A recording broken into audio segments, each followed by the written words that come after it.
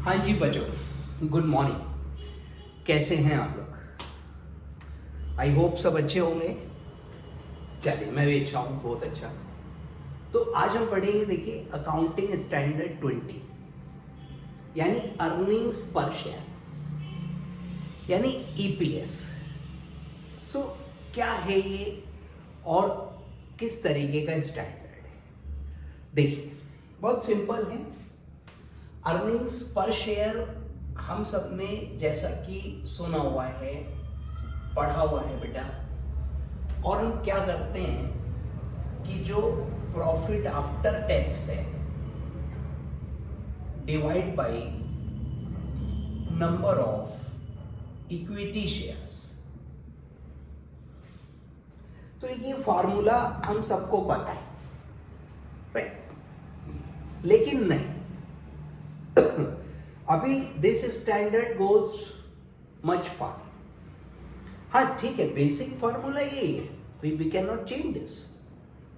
लेकिन इसमें उन्होंने अपना सिर्फ दोनों चीजों को और ज्यादा एक्सप्लेन किया हुआ है, डिटेल किया हुआ है, और हमको ईपीएस डिस्क्लोज करना है। सी, एक तो इस फार्मूले में बेटा मॉडिफिकेशंस होंगे, तो ये गलत है। Sir, this is an accounting standard of disclosure. So, इसका मतलब ये है कि इस स्टैंडर्ड से आपका बैलेंस शीट, आपका प्रॉफिट एंड लॉस अफेक्ट नहीं होगा। भैया वो जैसे बनाते हैं वैसे ही बनेगा, जो प्रॉफिट आ रहा है वही आएगा, जो नंबर ऑफ शेयर है वही रहेगा, सिर्फ आपको ईपीएस निकालना है। तो देखिए, अभी वी विल डिस्कस कि कौन सी कंपनीज पे लगेगा, एप्लीकेबल किस पर है। देन वी विल डिस्कस कि आप ईपीएस कैलकुलेट कैसे करोगे, और फिर आपको उसको डिस्क्लोज करना है, उसका आपको डिस्क्लोजर करना है। ओके, तो देखिए, जहां तक एप्लीकेबिलिटी की बात है, ठीक है, so this accounting standard applies to all listed companies. आप पहला पैरा देखो, तो जो लिस्टेड कंपनीज है उनके ऊपर लगेगा, या जिनका potential equity shares are listed उन पर भी लगेगा, और अदरवाइज डिस्क्लोजिंग ईपीएस उस पर भी लगेगा। सी, देखिए, इट इज जस्ट डिस्क्लोजर। तो ये स्टैंडर्ड आपका प्रॉफिट कैसे कैलकुलेट होगा उस पर बात नहीं करता। भाई, जो पीएल बनाते हो ना वही बनेगा। नंबर ऑफ शेयर आप बैलेंस शीट में से उठाओगे, उस पर भी बात नहीं। हाँ, हमको इस फार्मूले के लिए फिगर कैसे कैलकुलेट करनी है, कौन सी अमाउंट लेनी है, कौन सी इग्नोर करनी है, वो हम डिस्कस करेंगे, बराबर है। लेकिन बैलेंस शीट P&L नहीं। ये स्टैंडर्ड सिर्फ ये कहता है कि बेटा आप अपना ईपीएस डिस्क्लोज करिए, सबको नहीं कहता है। जो कंपनीज लिस्टेड है, जिनके इक्विटी शेयर किसी स्टॉक एक्सचेंज में डील होते हैं, या फिर जिनके पोटेंशियल इक्विटी शेयर डील होते हैं। पोटेंशियल क्या होते हैं? पोटेंशियल इक्विटी शेयर वो शेयर होते हैं where the company is under an obligation to issue the share for some contract made in past. Suppose किसी कंपनी ने कन्वर्टेबल डिबेंचर इशू किया, तो कंपनी इज अंडर ऑब्लिगेशन कि वो उन डिबेंचर्स को कन्वर्ट करेगी और शेयर इशू करेगी, और वो वाले लिस्टेड है, अभी इशू नहीं हुए, वो है पोटेंशियल।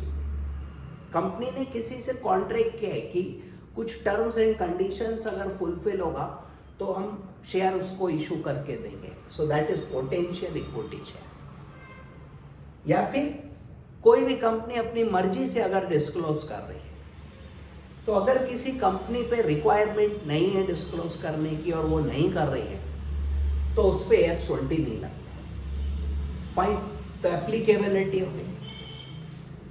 अब देखिए, अगर आपके ऊपर ये AS एप्लीकेबल है, ठीक है, नहीं है तो बातें खत्म हो गई।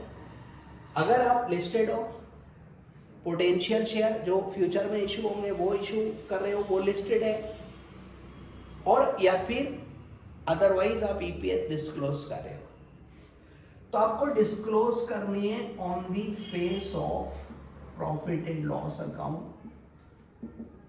बेसिक EPS और बेटा डाइल्यूटेड EPS। बाकी देखिए थोड़ा डिस्क्लोजर और है which we will discuss in the last, लेकिन जो बेसिक रिक्वायरमेंट है वो क्या है सर? नंबर 1, अगर आपके ऊपर अप्लाई हो रहा है, ठीक है, तो अभी आप EPS जो बताओगे वो नोट्स टू अकाउंट में नहीं बताओगे, वो आप प्रॉफिट एंड लॉस के फेस पे बताओगे। सो this is a big requirement, ठीक है, P&L के पार्ट के रूप में हो गया। आप प्रॉफिट एंड लॉस बनाओगे, उसमें लास्ट में लिखोगे EPS, फिर लिखोगे नंबर 1 बेसिक, नंबर 2 डाइल्यूटेड। अब आप पूछोगे सर ये क्या है, तो बेटा वो हम लोग पढ़ेंगे ना, कैसे कैलकुलेट करें, किस तरीके से EPS कैलकुलेट होगा, ये तो पूरा स्टैंडर्ड ही है। तो अभी हम पढ़ रहे हैं ना उसको कि कैसे कैलकुलेट होगा। तो देखिए fundamental of this accounting standard कि सबसे पहले हमको एप्लीकेबिलिटी देखनी है। सो ऑल लिस्टेड कंपनीज या जिनके पोटेंशियल शेयर्स लिस्टेड हैं या फिर जो अदरवाइज EPS डिस्क्लोज कर रहे हैं, उन सब के ऊपर ये लगेगा।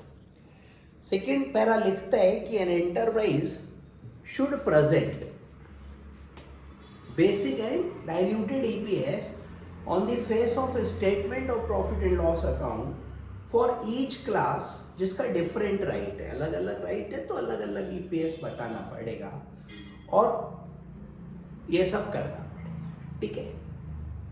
सो दैट इज क्लियर बच्चों। अब देखिए अगली लाइन में लिखा है कि अगर लॉसेज है तो भी आपको EPS बताना होगा, नेगेटिव होगा। सपोज एक कंपनी का जो प्रॉफिट है वो 10 लाख है और जो नंबर ऑफ इक्विटी शेयर है वो 1 लाख है, तो बेटा EPS 10 रुपीज हो गया, बेसिक है भी है। तो उन्होंने प्रॉफिट एंड लॉस के फेस पे बेसिक EPS 10 रुपए लिख दी। अब नेक्स्ट ईयर क्या हुआ, प्रॉफिट की जगह लॉस हो गया, नंबर ऑफ शेयर उतने ही थे, तो इन्होंने EPS में 0 कर दिया या बेटा डैश कर दिया। ये पहले होता था, हमने कहा ये क्या है, तो कंपनी वाले कह रहे हैं कि भैया देखो प्रॉफिट तो है ही नहीं, जब अर्निंग्स ही नहीं है तो EPS 0 है या डैश है। तो अकाउंटिंग स्टैंडर्ड कहता है ना ना दिस इज इनकरेक्ट, ये आप गलत कर रहे हो, आपका EPS -5 है। तो द नेक्स्ट लाइन सेज कि even if A company has losses, ठीक है, तो उसको नेगेटिव EPS बताना होगा, ये 0 या डैश नहीं चलेगा, आप माइनस का बताइए। और सब देखो बड़ा लॉजिकल और उचित रिक्वायरमेंट है ये कि अगर आपका है EPS तो आप नेगेटिव शो करो, लॉस है तो नेगेटिव शो करो, ठीक है भैया। अब देखिए, अच्छा एक बात बार बार ना मैं कंपनी बोल रहा हूं सर, प्रोप्राइटरशिप, पार्टनरशिप, तो बेटा वहां पे क्या हमारे पास शेयर्स होते हैं? नहीं होते हैं सर। जो शेयर वाली फीचर है ना भैया वो तो कंपनी की है, तो अभी सिर्फ ये स्टैंडर्ड कंपनीज के केस में लगेगा, तो प्रोप्राइटर, पार्टनर या अदर्स पर नहीं लगेगा। तो इसलिए मैं कंपनी कह रहा हूं। चलिए आइए अब देखिए EPS को हम 2 पार्ट्स में पढ़ेंगे बेटा। पहला पार्ट है बेसिक ईपीएस, ठीक है सर। फार्मूला है that is profit attributable to equity share holders divide by weighted average number of shares, weighted average number of equity shares। तो ये फार्मूला बेसिक ईपीएस का बताया गया। अब देखिए profit attributable to equity share या loss भी हो सकता है बेटा, ठीक है, प्रॉफिट और लॉस फॉर द पीरियड। मैं एक्सप्लेन करता हूं क्या लिख रहा हूं। So there can be profit और लॉस, ठीक है। लॉस हमने वैसे भी डिस्कस किया कि अगर नेगेटिव है तो ठीक है, ईपीएस नेगेटिव है। फॉर द पीरियड सर, जो देखो ईपीएस है दैट इज अर्निंग्स पर शेयर, यानी एक शेयर पे मेरे को कितना प्रॉफिट हुआ, तो ये फिगर फॉर द पीरियड है ना सर, 1 साल का, 6 महीने का, 3 महीने का। So profit for the period. भाई आप जैसे फार्मूला ये पूरे ऊपर वाले को थोड़ा अगर शॉर्ट में लिखे हैं तो नेट प्रॉफिट ही तो है बेटा ये। अभी आई विल एक्सप्लेन। तो net profit as on particular date तो नहीं होता, ये तो फॉर द पीरियड होता है, नॉर्मली फॉर ए ईयर होता है। भैया मेरे को नेट प्रॉफिट हुआ 10 लाख का, मेरा पीएनएल कह रहा, तो वो पूरे पीरियड का है ना भाई। अब देखो कंपेरेबिलिटी को किस स्टैंडर्ड पे ले गए, क्या सर ये फिगर फॉर द पीरियड है और जो नंबर ऑफ शेयर है वो आप बैलेंस शीट से लोगे, वो एज ऑन डेट है। तो इन्होंने कहा यार ना ना, दिस इज नॉट कंपेरेबल। ये प्रॉफिट फॉर द पीरियड, ये as on date, how can you compare both. हमने कहा फिर क्या करें, बोले आप उसी पीरियड का जो इक्विटी शेयर का नंबर है उसका एवरेज लो। सर अगर पूरे पीरियड में नंबर ऑफ शेयर चेंज नहीं हुआ, जो ओपनिंग में था suppose 1 lakh shares, during the year ना इश्यू हुआ, ना बायबैक हुआ, ना कुछ हुआ, क्लोजिंग भी 1 लाख है, तो ठीक है, फिर तो 1 लाख ही एवरेज है।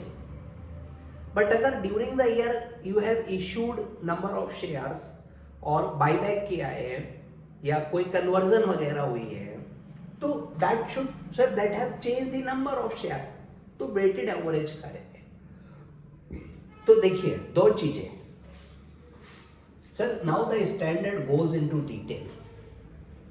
बेसिक ईपीएस आप देखिए फार्मूला सर, से नेट प्रॉफिट और loss for the period attributable to equity, जो इक्विटी शेयर्स का है केवल वो प्रॉफिट लॉस हम लोग लेंगे upon wetted average number of equity share. जो आपका वेटेड एवरेज है आप वो लोगे, दैट इज अगर ड्यूरिंग द पीरियड में नंबर चेंज हुई है तो एवरेज करेंगे टाइम के बेसिस पे।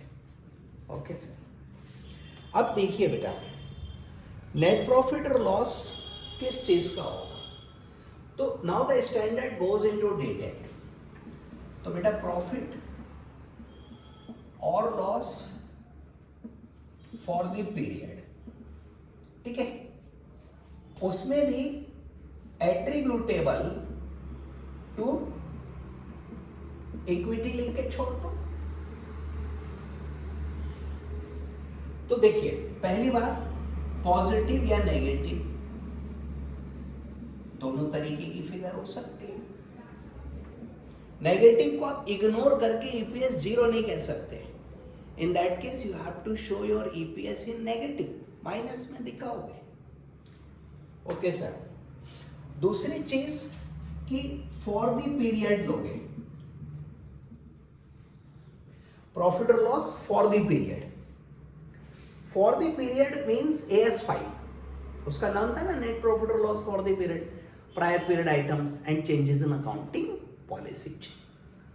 तो फॉर द पीरियड लेंगे सर, दैट मीन्स कि जो प्रॉफिट लॉस में आइटम्स रिकॉग्नाइज हुए वो सब कंसिडर रहेंगे।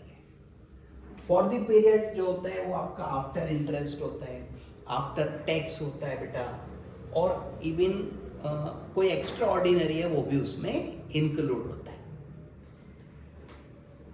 तीसरा चीज attributable to equity, attributable to equity share holders.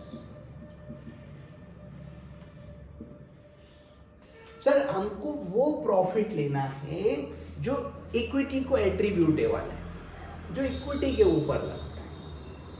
तो बेटा ये बताओ, प्रॉफिट बिफोर प्रेफरेंस डिविडेंड या आफ्टर प्रेफरेंस डिविडेंड? तो sir this is profit after preference dividend, क्योंकि प्रेफरेंस को डिविडेंड देने के बाद जो बचेगा वही तो इक्विटी को मिलेगा। तो फर्स्ट ऑफ ऑल हमको प्रेफरेंस डिविडेंड माइनस करना, including CDT, corporate dividend tax, ऐसा लिखा हुआ है बच्चों। लेकिन अब देखिए सीडीटी हैज बीन एबॉलिश्ड, तो अब इसका ज्यादा रेलेवेंस नहीं बचा। पहले क्या होता था, डिविडेंड जब कंपनी पे करती थी तो एक सेक्शन होती थी इनकम टैक्स में 115O, 115O, और उसमें डिविडेंड पे कंपनी को ही टैक्स देना पड़ता था। से 1 करोड़ का डिविडेंड है, 15% टैक्स है, तो कंपनी 1 करोड़ डिविडेंड देगी, 15 लाख टैक्स देगी, तो प्रॉफिट में से 1 करोड़ 15 लाख घटेगा। बट क्या अभी dividend tax has been abolished and dividend is taxable in the hands of share holders. So कोई स्पेशल ट्रीटमेंट नहीं है बच्चों, तो मैं उस पर बात नहीं करूँगा। तो profit after preference dividend, preference dividend हम लोग माइनस करेंगे, ठीक है। अब देखिए अगर क्यूमुलेटिव है तो वेदर प्रोवाइडेड और नॉट, और अगर बेटा नॉन क्यूमुलेटिव है तो preference dividend provided in books, वही रिकॉर्ड होगा, वही लेस करेंगे। सर देखो नॉर्मली अगर मान लो नॉन क्यूमुलेटिव है और किसी साल डिविडेंड नहीं दिया गया ड्यू टू लॉस, अगले साल अब जब हम देंगे तो एक ही साल का तो देंगे, प्रॉफिट हुआ तो वही घटेगा। मतलब करंट ईयर में दे रहे हैं तो घटेगा, नहीं दे रहे तो नहीं घटेगा, क्योंकि फिर वो लैप्स हो जाता है। लेकिन अगर क्यूमुलेटिव है और मान लो मेरे को प्रेफरेंस डिविडेंड से पहले लॉस हो गई, लॉस बिफोर प्रेफरेंस डिविडेंड से 1 करोड़, अब मान लो मेरी प्रेफरेंस डिविडेंड बेटे 20 लाख की है और क्यूमुलेटिव है। क्यूमुलेटिव क्या होता है कि अगर एक साल में डिविडेंड नहीं दिया गया तो अगले साल पिछला भी मिलेगा। अब इस साल लॉस हुई 1 करोड़ की before dividend, before preference dividend, और जो प्रेफरेंस डिविडेंड की अमाउंट बन रही 20 लाख है, तो वैसे तो मैं बुक्स में प्रोवाइड नहीं करूंगा, मैं डिविडेंड दूंगा भी नहीं क्योंकि लॉस है भैया, बट अगले साल मेरे को ये 20 लाख भी देने पड़ेंगे। तो अकाउंटिंग स्टैंडर्ड कहते हैं कि भाई आपकी लॉस 1 करोड़ 20 लाख है, क्यूमुलेटिव है, प्रोवाइड नहीं भी करा क्योंकि लॉस था, still you will consider this. So जब ईपीएस निकालोगे तो इस लॉस पे लोगे,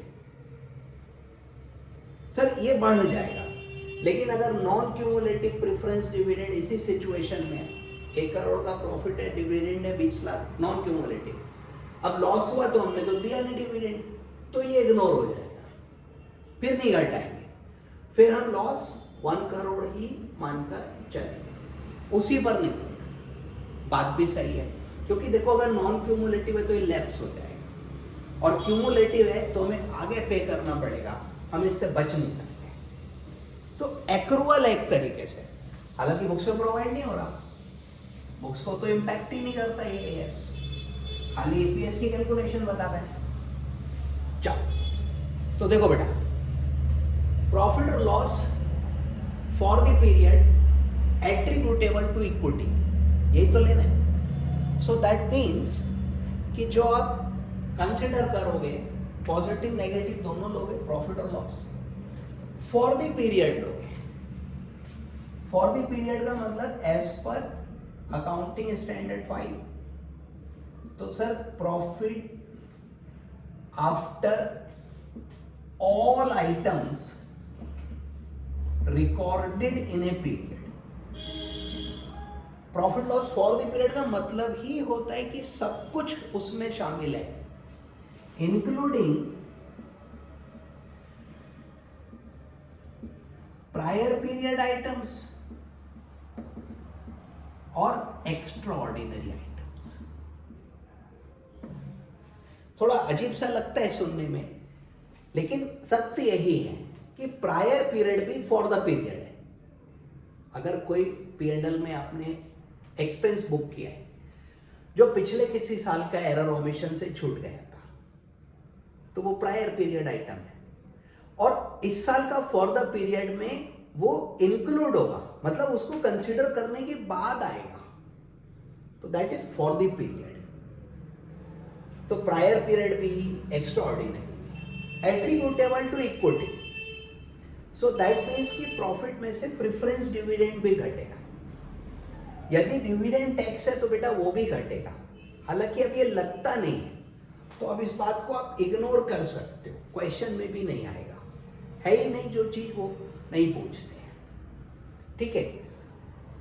अब अगर क्यूमुलेटिव प्रेफरेंस शेयर्स है तो बेटा भले ही प्रोवाइड हुआ हो, बेटा दिया या नहीं हुआ, वो माइनस होगा, और लॉस है तो बढ़ जाएगा, ठीक है। अब इस केस में सपोज जैसे 1 करोड़ 20 लाख का, 1 करोड़ का लॉस बिफोर प्रेफरेंस, 20 लाख का प्रीमियम, तो लॉस 1 करोड़ 20 लाख हो गया,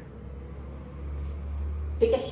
अब अगले साल क्यूमुलेटिव की बात कर रहा हूं, मेरा प्रॉफिट हो गया जी 80 लाख का, तो 20 लाख पिछला डिविडेंड पे करूंगा, 20 इस साल का करूंगा, बुक्स में 40 की एंट्री होगी, लेकिन जब ईपीएस निकालोगे तो 20 घटाओगे सर, क्योंकि प्रोवाइड और नॉट मतलब एक्रूवल पे घट रहा है एक्चुअली।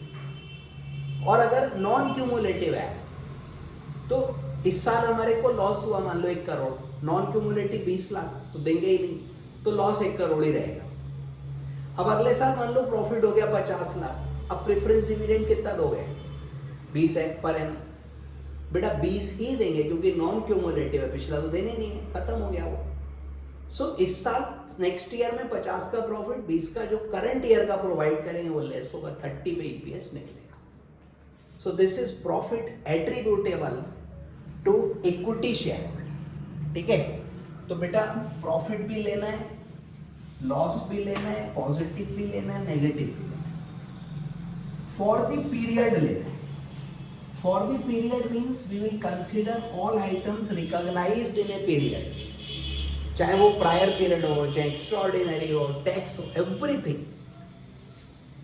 और प्रेफरेंस डिविडेंड क्यूमुलेटिव में करंट ईयर का घटेगा, भले ही प्रोवाइड हुआ हो नहीं हुआ तो भी घटेगा, और ज्यादा हो गया क्योंकि पिछला भी दिया तो सिर्फ करंट ईयर का। और नॉन क्यूमुलेटिव में अगर प्रोवाइड हुआ है only that figure will be considered. चलो, तो I hope this is clear to you. अब देखिए the second part, weighted average number of equity share outstanding during the period. Sir इस पार्ट को हम शॉर्ट में पर शेयर बोलेंगे, स्टैंडर्ड में लिखा हुआ बेटा, ये है अर्निंग्स। इस पूरी इतनी लंबी बात को बार बार ना लिख करके हम बोलेंगे अर्निंग्स। तो देखिए अर्निंग्स अभी हमने डिस्कस कर लिए, प्रॉफिट लॉस होना सर कर लिया। नाउ पर शेयर मतलब weighted average number of equity share outstanding during the period. तो जो बेसिक ईपीएस पढ़ रहे हैं हम, तो जो हमारा देखिए नंबर ऑफ शेयर है उसमें ड्यूरिंग द पीरियड चेंज हो सकता है, सर घट गए या बढ़ गए हो सकते हैं। ये फिगर फॉर द ईयर ले रहे हो या फॉर द पीरियड ले रहे हो, तो ये वाली फिगर एज ऑन नहीं होगी, ये भी फॉर द पीरियड होगी। Only then figures are comparable. Okay, तो अगर हमने मान लो नया शेयर इशू किया वेटेड एवरेज, तो बढ़ जाएगा, बाईबैक करा कम हो जाएगा, और these entries can fall in between, तो टाइम पीरियड को कंसीडर करके बेटा वेटेड एवरेज निकालना है, ठीक है। तो हमको वेटेड एवरेज करना है और टाइम का वेट कंसीडर करें, समय के आधार पे जो वेट होगा वो कैलकुलेट होगा, वो लिया जाएगा।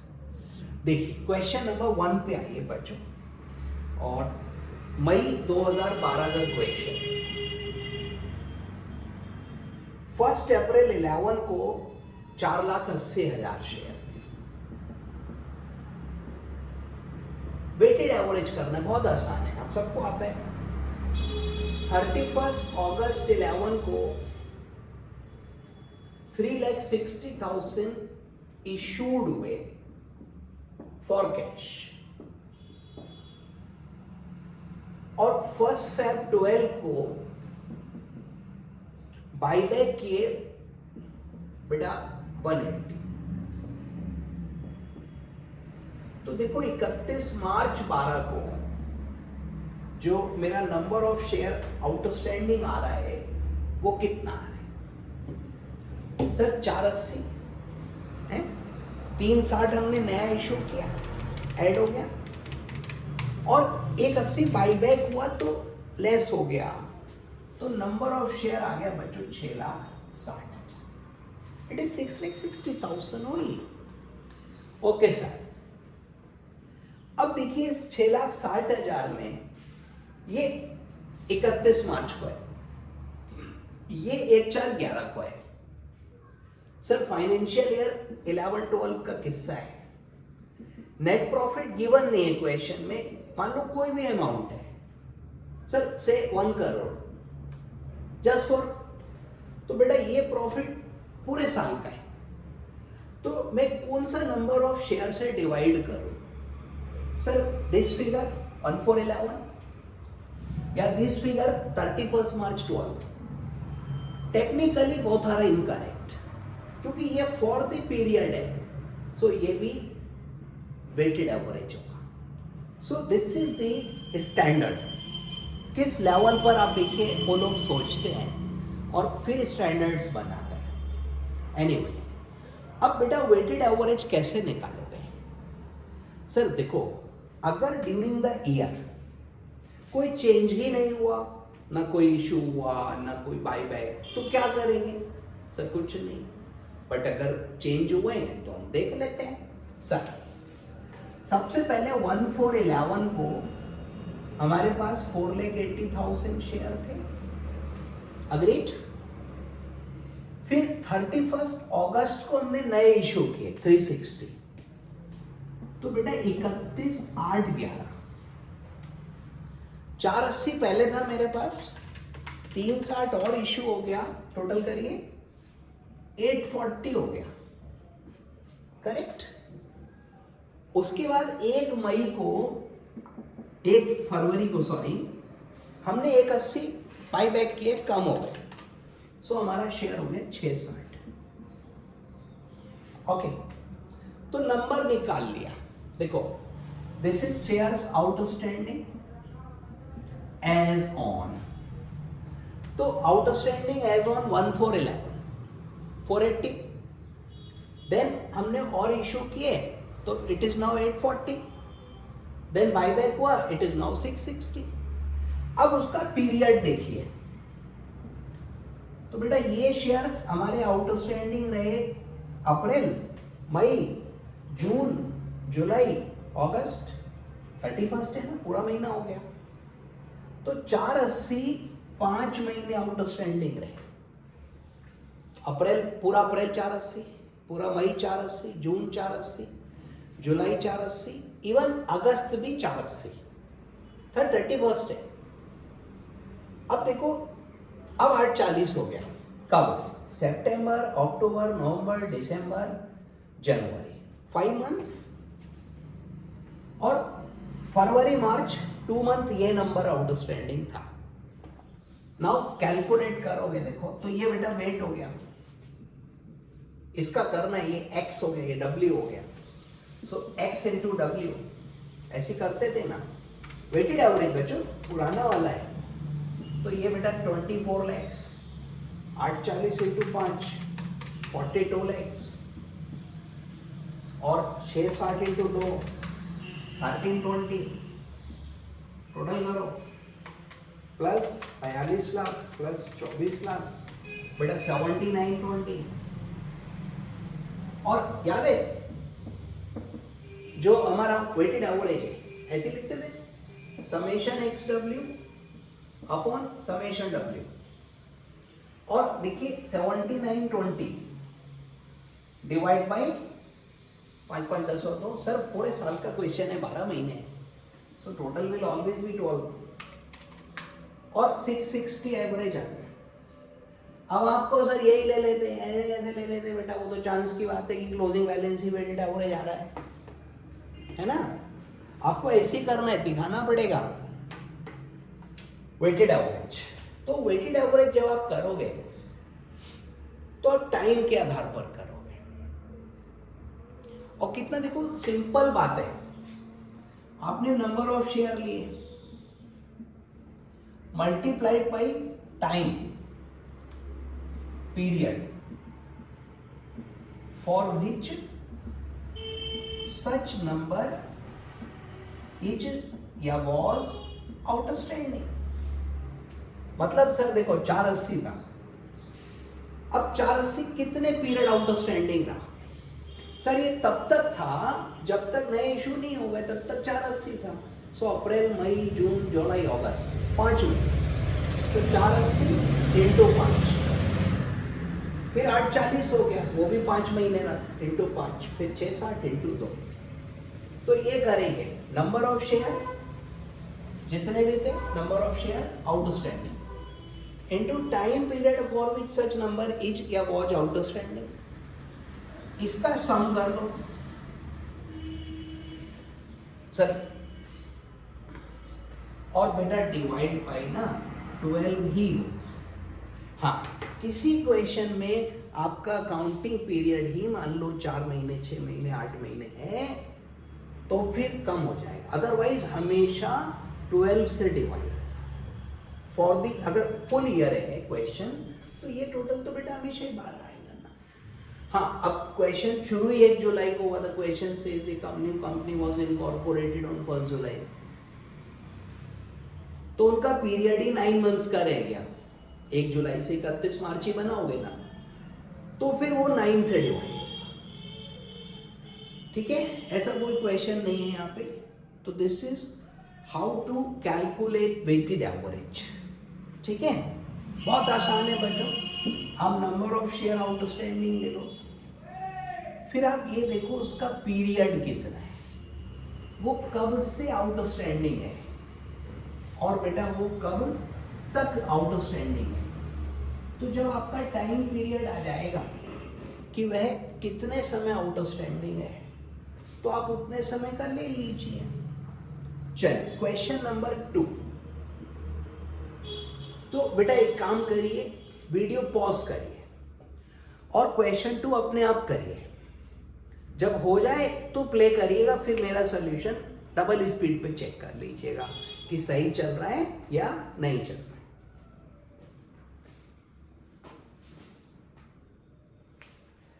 तो अब देखिए, जो weighted average number of share हम यहां निकालेंगे, तो बेटा 1 अप्रैल 2008 आउटस्टैंडिंग थे 1500, फिर 1 अगस्त को हमने इशू किए 600, तो नंबर हो गया 2100, और 31 मार्च को बाई बैक किए हमने, तो हमारा जो नंबर रह गया बेटा वो 500 बाई बैक किए तो 1600 रह गए, 500 कम हो गए, भाई 1500 थे, फिर 600 इशू हुए तो 2100 हो गए, फिर 2100 में 500 का हमने बाय बैक किया, 1600 रह गए। नेट प्रॉफिट बाद में देखेंगे बेटा। अब देखो ये कितने पीरियड, ये नंबर ऑफ शेयर आउटस्टैंडिंग है, इसका पीरियड कितना है? तो सर 1500 शेयर अप्रैल मई जून जुलाई 4 महीने रहे, ये 1 अगस्त को, अगस्त सितंबर अक्टूबर नवंबर दिसंबर जनवरी फरवरी मार्च, सर पूरी मार्च तक रहे तो 8 महीने हो गए बेटा, ये 0 हो गया। सर ये तो लास्ट है, आखिरी दिन है। अब ये इसको W बोलोगे, इसको X बोलोगे, तो X into W 15 into 4 6000, 2100 into 8 कितना होगा भाई? तो 16800 हो गया ये, और ये तो 0 है ही बेटा। 16 और 6 2200, भाई साहब टोटल 12 रहेगा। तो अब जब आप वेटेड एवरेज करोगे तो इट इज 2200 डिवाइड बाई 12,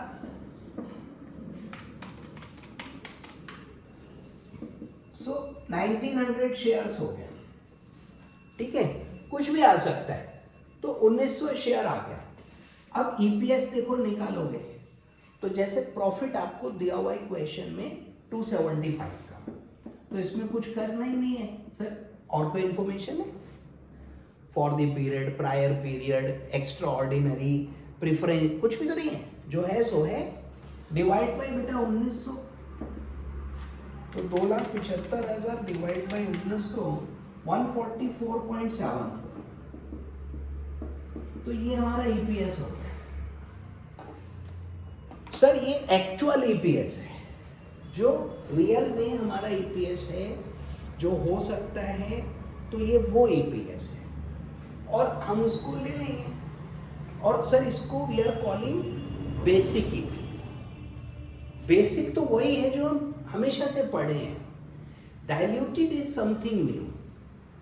उस पर हमको देखना होगा, चर्चा करनी होगी कि भाई ये डाइल्यूटेड क्या है, लेकिन वो आगे आएगा। बेसिक ईपीएस, अब आपको लग रहा होगा बेसिक कंप्लीट हो गया, लेकिन नहीं, ये वेटेड एवरेज में हमको टाइम वेट लेना है। ठीक है, तो मैं आपको टाइम बताया, वेट बताया बच्चों, आसान है। अब थोड़ा सा कब से ले, कौन सी डेट से ले? सर मतलब अभी हमने वेटेड एवरेज ही लेना है। अब मेरा क्वेश्चन है फ्रॉम विच डेट, कौन सी चीज को कब से कंसीडर करें? तो आप बोलोगे अरे सर जो डेट है वही तो लोगे, बात तो सही है बच्चों, बट अब जैसे आपने शेयर इशू किए for cash, share issued for cash, तो ठीक है sir, date of cash receipt मतलब अलॉटमेंट की डेट। भाई अलॉटमेंट जब होगा कैश भी तो हमें तभी, आपको सर एप्लीकेशन पे मिल गया, अरे बेटा फ्री तो नहीं होता ना, वो यूज तो तभी करोगे जब अलॉटमेंट होगा। अब मान लो कन्वर्जन हो गया, share issued in conversion, debenture का, प्रेफरेंस शेयर्स का, तो क्या करोगे? डेट ऑफ कन्वर्जन, भाई जिस दिन कन्वर्ट हुआ उस दिन, मतलब एक्चुअल डेट ले रहे हैं, कोई स्पेशल बात नहीं कर रहा मैं आपसे। Exchange of liability, share issued इन, ये कॉमन कर लेते हैं। एक्सचेंज ऑफ लाइबिलिटी, कोई हमारी लाइबिलिटी थी, उसके लिए हमने शेयर इशू कर दिए, तो ठीक है, जिस दिन सेटलमेंट हुआ, सर जिस दिन लाइबिलिटी का सेटलमेंट हुआ हम उस डेट को कंसीडर करेंगे। मतलब बेटा अगेन जो है सो है। सर और आगे बढ़ते हैं, सर्विसेज के लिए इशू किए, तो जिस दिन सर्विसेज रेंडर हुई, services, so date of service, rendering of service. उसके बाद देखिए अगर अमलगामेशन में इशू हुए, share issued in amalgamation, amalgamation in the nature of purchase, तो date of purchase, business purchase, और बेटा amalgamation in the nature of merger, तो फ्रॉम बिगिनिंग ऑफ ईयर।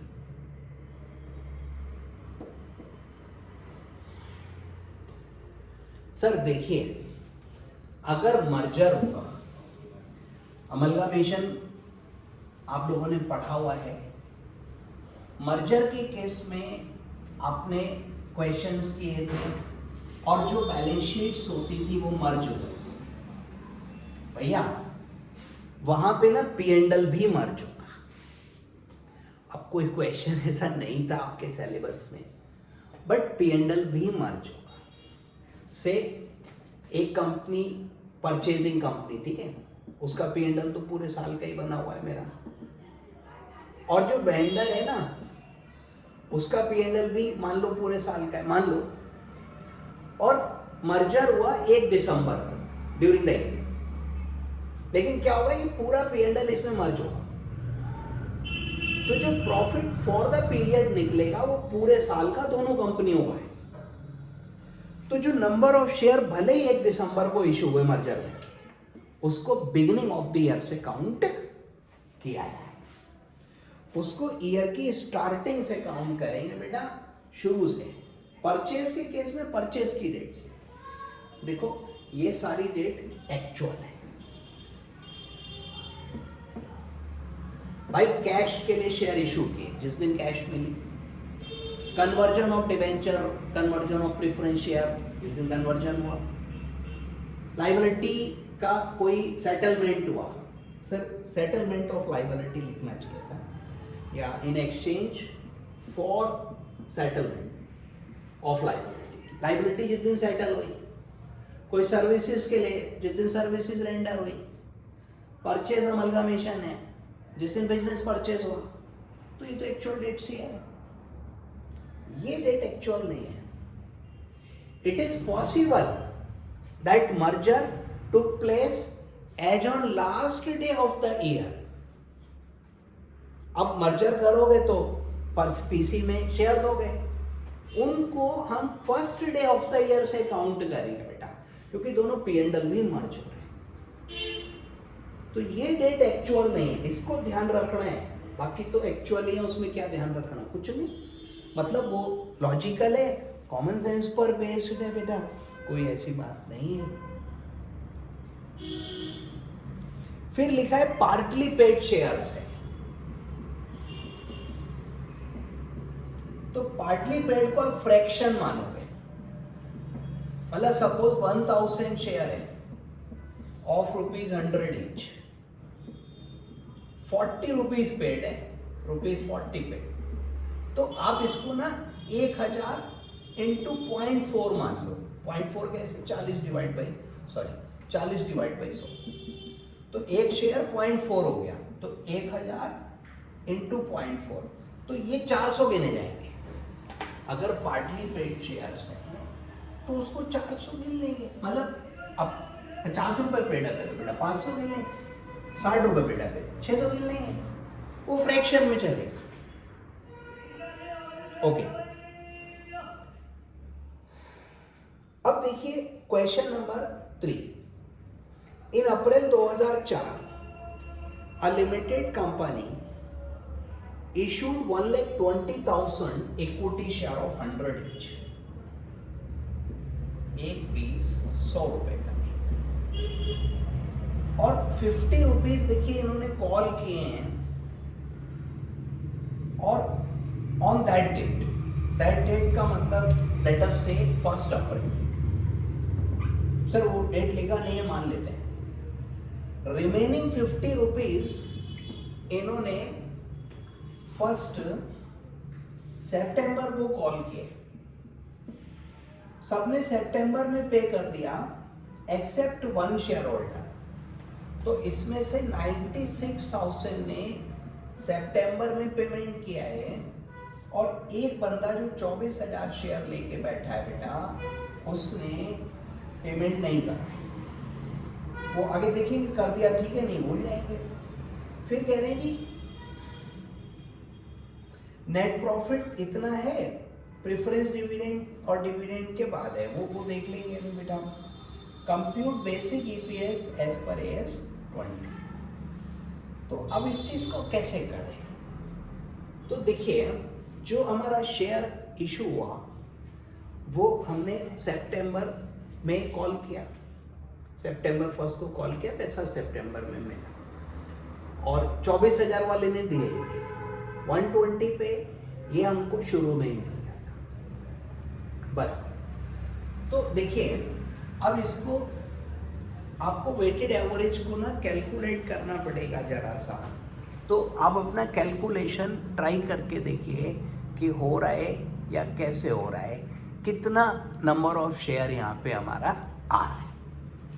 अब डेट्स नहीं दिए हैं, थोड़ा सा क्वेश्चन में प्रॉब्लम है कि उन्होंने डेट्स मेंशन नहीं किए एग्जैक्टली, और कुछ चीजें वो सिर्फ गायब कर दिए। तो अब देखिए, मैं उसमें क्या कर सकता हूँ, मतलब मेरे हाथ में तो कुछ भी नहीं होता। एनीवे, ये मैं 1 अप्रैल मान लूँ। तो देखिए, 1 अप्रैल अगर मानता हूँ तो 1/20 को 50 रुपए गिनूंगा, यानी 0.5। ये जो शेयर है ये 0.5 हो गए और बेटा 60,000 हो गए।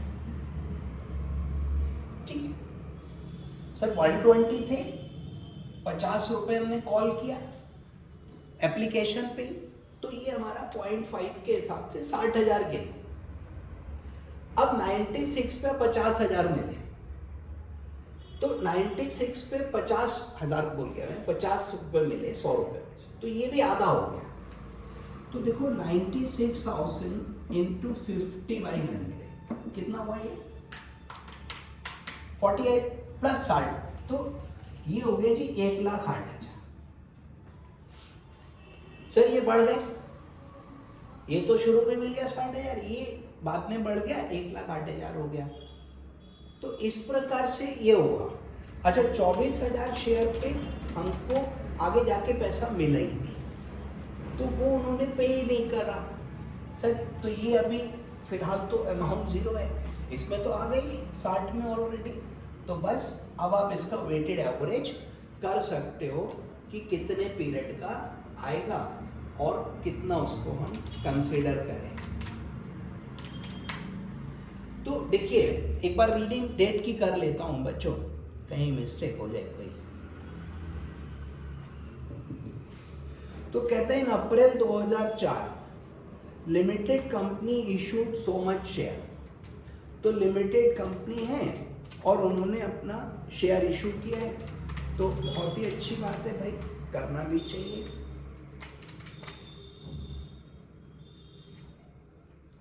सॉरी 120, तो 120 इशू किया, 100 रुपए, 50 रुपीज कॉल्ड अप। तो 100 रुपए का था, 50 कॉल्ड अप, तो हमने इसको 50/100 काउंट किया और 0.5, और 120 पे ये तो पूरे पे मिला है, so it is now 60,000 shares. तो ये 60,000 हो गया अप्रैल में। आगे कह रहे जी रिमेनिंग 50 वॉज कॉल्ड ऑन 1 सितंबर, और सारे शेयर होल्डर्स ने पैसा दे दिया इन सितंबर एक्सेप्ट वन हैविंग 24,000। उस 24,000 वाले ने नहीं दिया। तो बच्चों दैट मीन्स कि 1/20 माइनस 24 कितना हुआ? 96। उसने 50 रुपए दिए, तो 96 का 0.5 बेटा 48। तो अभी हमारा शेयर ये 60 था, 48 और हमने इशू करा एक प्रकार से, तो 60 और 48, now we have a total of 1,08,000 rupees. तो 1,08,000 रुपये, सॉरी नंबर ऑफ शेयर हो गए, रुपए नहीं नंबर ऑफ शेयर हो गए, जो कि उन्होंने सितंबर में दिए। आगे देखिए, नेट प्रॉफिट बता रहे क्वेश्चन 264 का। After dividend and dividend distribution tax of 64। बेटा पहले तो मन कर रहा है घटा दूं मैं इसको, लेकिन आप देखिए वो फिगर इन्होंने ऑलरेडी माइनस कर रखी है, पहले ही घटा रखी है, तो अब दोबारा घटाने का भैया कोई मतलब नहीं है, तो सर उसको नहीं घटाएंगे, क्या करें बताओ। चल सर अभी क्या है, बेसिक ईपीएस सर आफ्टर लिखा हुआ है ना, आफ्टर है तो मन तो बहुत कर रहा है घटा दें, लेकिन वो अमाउंट हम ऑलरेडी घटा चुके हैं, तो अभी क्या है दोबारा से तो नहीं घटाएंगे उसको, और उसको ऐसा ही रखेंगे। तो अब वेटेड एवरेज निकाल लो बेटा। सर टाइम पीरियड ले लो, मल्टीप्लाई कर लो और उसको फिर आप डिवाइड कर लो।